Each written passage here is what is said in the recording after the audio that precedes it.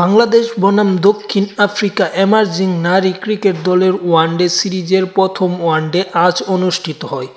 যে ওয়ানডে ম্যাচে প্রথমে ব্যাট করতে নামে বাংলাদেশ প্রথমে ব্যাট করতে নামলে নির্ধারিত 50 ওভার ব্যাট করতে পারেনি, একের পর এক উইকেট হারায় টাইগাররা।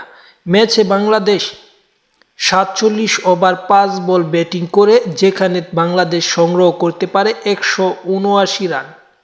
ইসমা তিনি 27 রান করেছে এবং সাথী 4 রান, শারমিন করেছে 34 রান এবং সুমাইয়ার সর্বোচ্চ 52 রানের উপর ভিত্তি করে মূলত এই রানটা সংগ্রহ করেছে।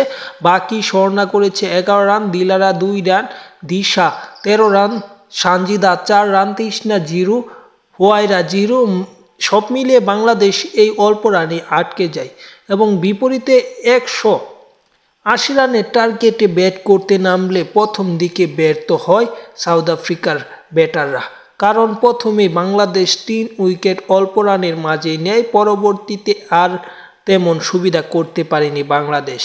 টনি ক্লিফোর্ড 89 রানের অপরাজিত ইনিংসের মাধ্যমে বাংলাদেশ এই ম্যাচটি 5 উইকেটের ব্যবধানে হারে এবং 45.5 ওভারে 180 রান সংগ্রহ করে ম্যাচটি জয়লাভ পায় দক্ষিণ আফ্রিকা এমার্জিং দল, যেখানে বাংলাদেশের হয়ে নিয়েছে ফাহিমা নিয়েছে সর্বোচ্চ 2 উইকেট এবং অন্যরা প্রায় ব্যর্থ এবং সানজিদা 1 উইকেট নিয়েছে।